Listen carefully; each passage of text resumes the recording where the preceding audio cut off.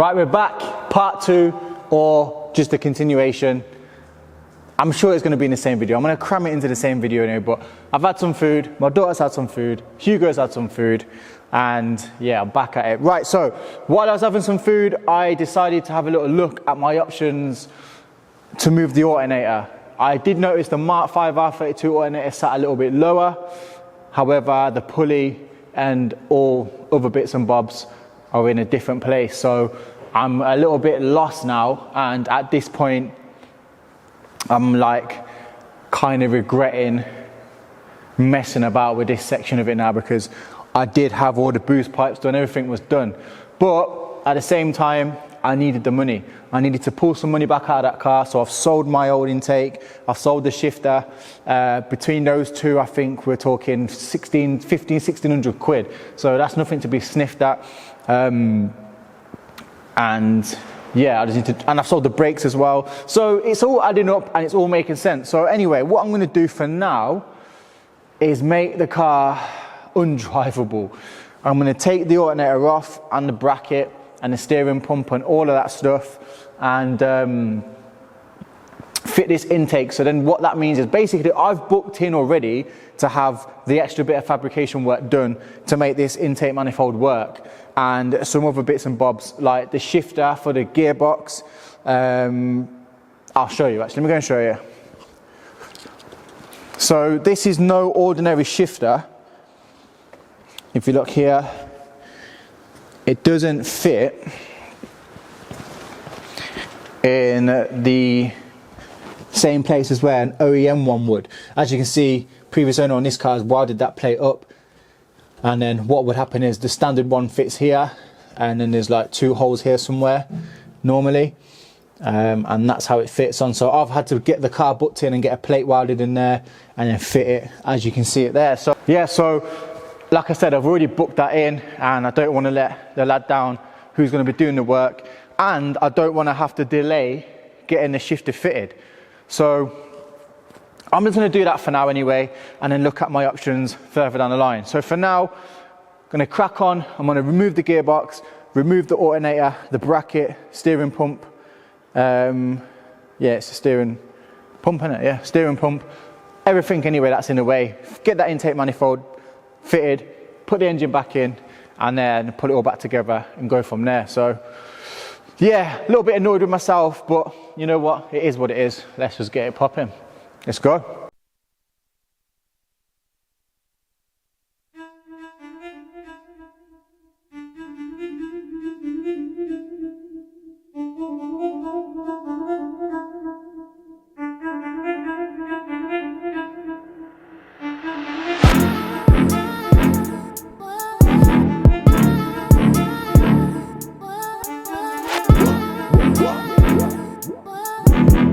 Westy, is that you, yeah?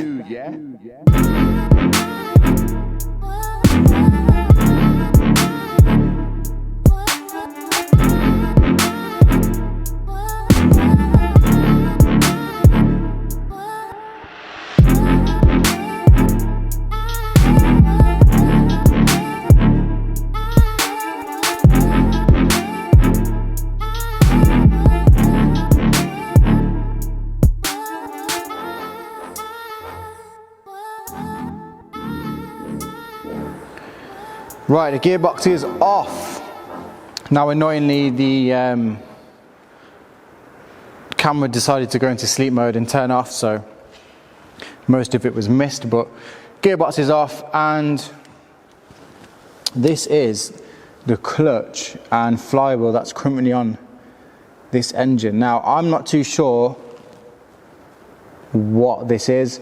I have asked the person who fitted it the spec of it, and all I can see is that it was stage 3 and a single solid flywheel, but I've not seen one like this before, so I'm not too sure.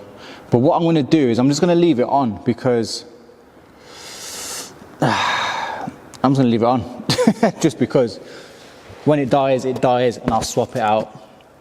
Hopefully it lasts a long time, but I mean, I'm not going for mad power anyway. I'm hoping to be around a 500 to 600 HP with not much torque, maybe the similar torque. I don't know. So like I said, we'll just see.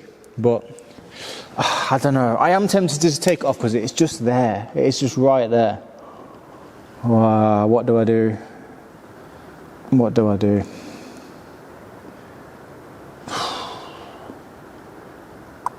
You know what?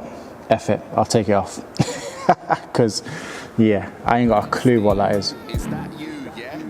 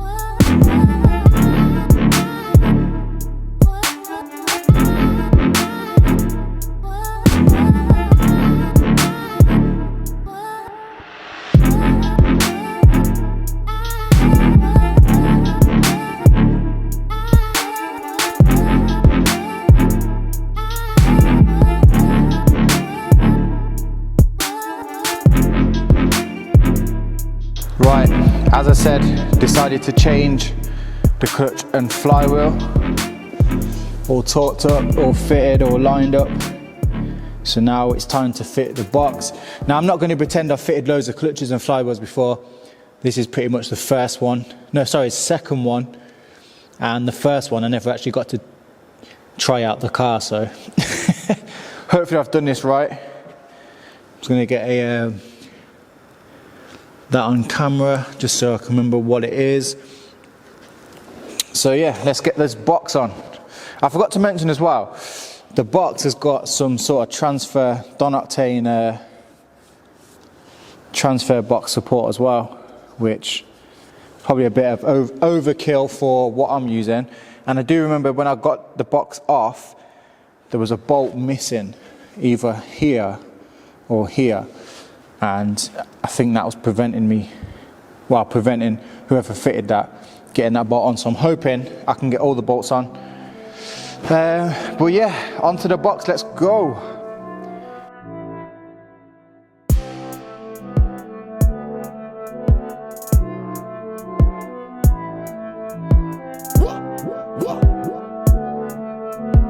Westy, is that you, yeah?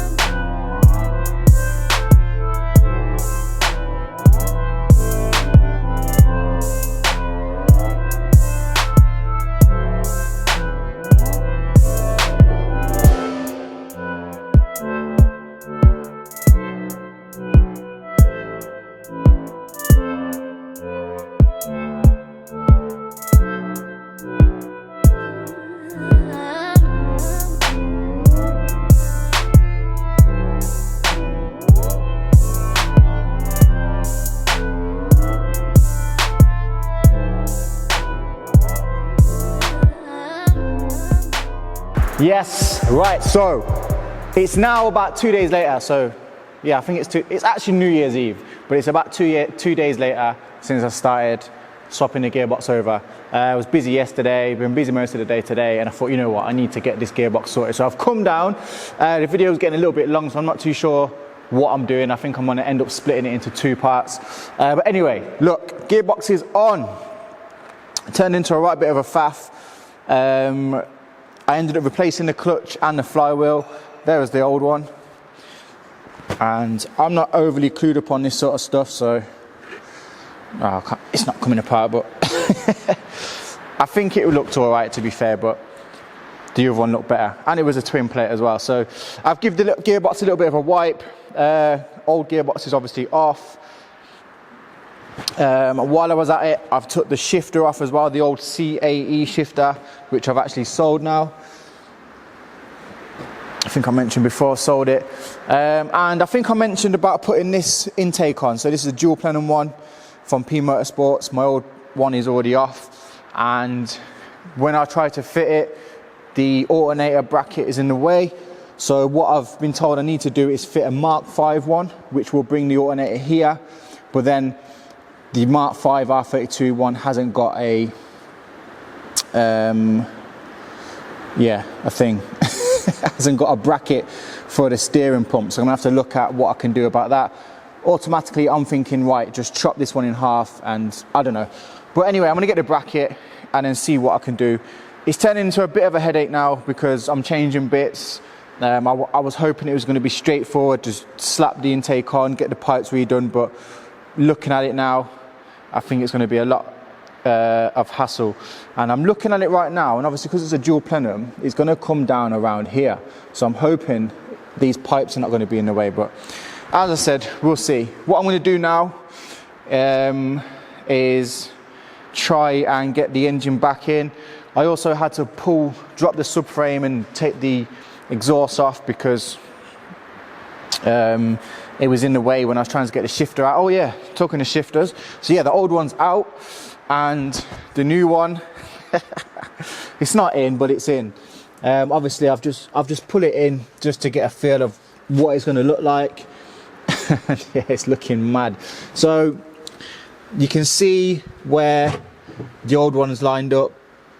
Got your 2 holes there, which I didn't drill out properly because I didn't get around to finishing it, and then your 2 holes there.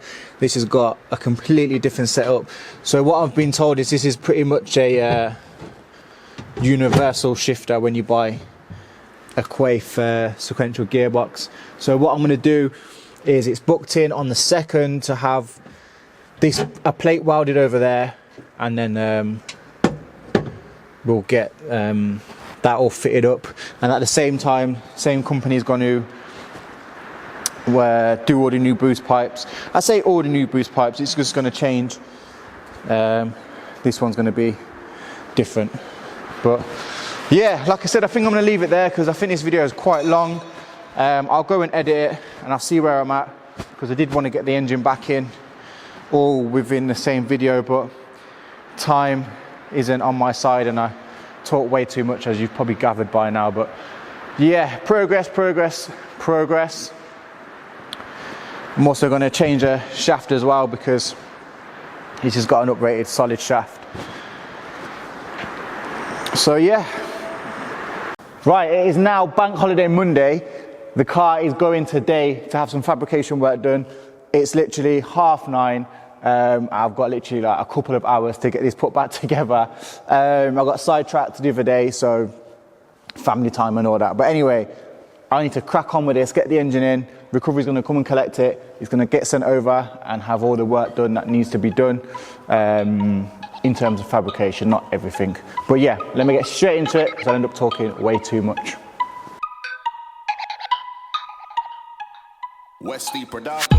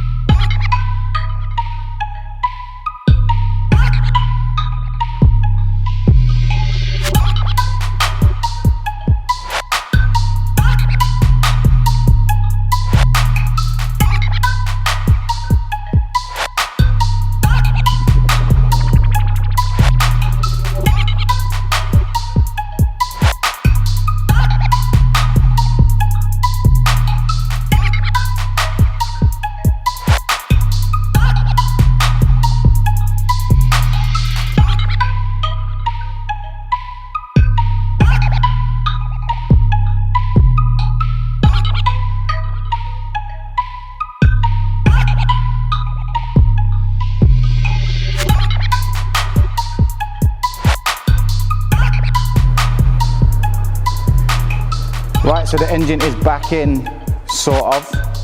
Check the aftermath. But yeah, it's back in on its mounts anyway. One problem I did come across was this mount of the original gearbox doesn't line up. You can see it there. One bolt doesn't line up, and then one of the bolts was too long. I had to put some washers on it. So I need to look into that. Might need a different mount, I'm not too sure.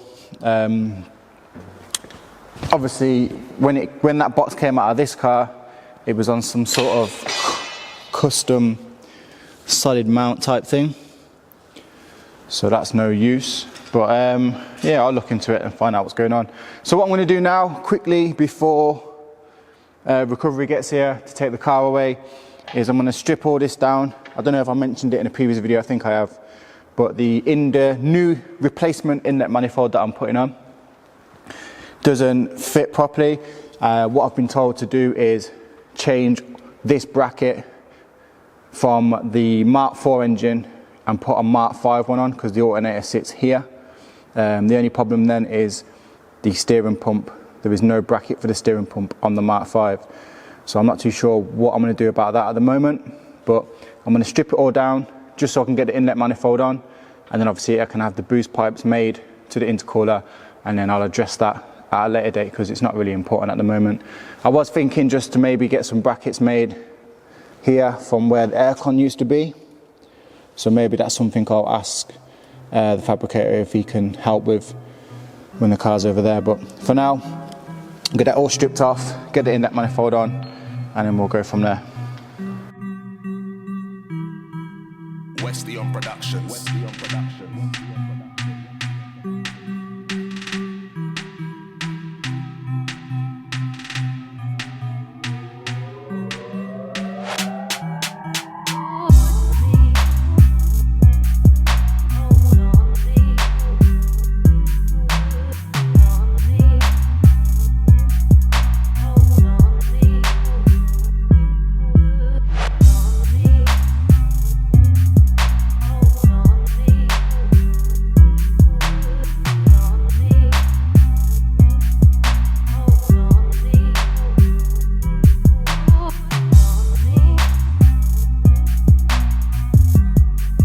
Right, the inlet is on, finally. That was a proper mess about to get everything sorted, but it's on. Obviously a bit of a war wound there, but let's have a little look at how it's looking. And it fits surprisingly well. I was a bit worried about this pipe, which goes to the top of the radiator. I thought this was going to interfere with it, but it doesn't. Obviously, as you know, I've had to remove the bracket for the alternator and steering pump. Another thing that was in the way was the old fuel rail, no longer fitted. Basically, this has got some more ports for extra injectors, so you can run 12 injectors. Obviously, it was previously on a drag spec car. I'm not going to need 12 injectors, especially 12 2,200cc ones. So I'm not really sure what I'm going to do about that, but I think there's some blanks that come with the car, so I need to speak to the previous owner of that one and find out where the blanks are, and then I'll just pop them in. I might even just run 2 rails and turn the other injectors off, maybe. I don't know, we'll see when it gets to it. So yeah, it looks really nice. I did notice it's got this extra port here for nitrous. I don't think I'm going to need that, but I don't know, it's nice to have it there, I guess. I'm not too sure what the name of this throttle body is, but it's absolutely massive. It's got a different connection on it, so there's a few things I'm going to have to change around wiring wise for the injectors. I can't fit my old injectors, I don't think, but I'll look at that more in detail when it comes to it. But yeah, the box is on, inlet manifold's on. I'm going to chuck the car together now. I'm not going to bother with putting it back together completely, but enough for it to get moving and off to where it needs to be. Like I said, I need to look into that fit in there. Not too sure why it fits like that. I'm guessing there's meant to be a different mount used, but yeah, again, I'll look into that. I've took the loom off. As I mentioned previously, it is just a scrap loom anyway, just so I could get the car running. I did make a custom loom for it that was all nice and fancy, but I had to do away with that because basically, it's long getting into, but yeah. So I'm gonna leave that here. The next time we see this, it should be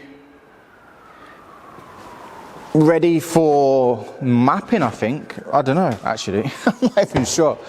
But I'll be doing a few visits over to the fab place. It's only about an hour away, so we're going to get that hole welded over, get the shifter fitted, and a few other bits and bobs. Like I said, we're going to get a boost pipe made from here to the intercooler, because obviously the old one isn't going to fit because the old intake was up here. And yeah, a few other bits and bobs. So let me switch this round.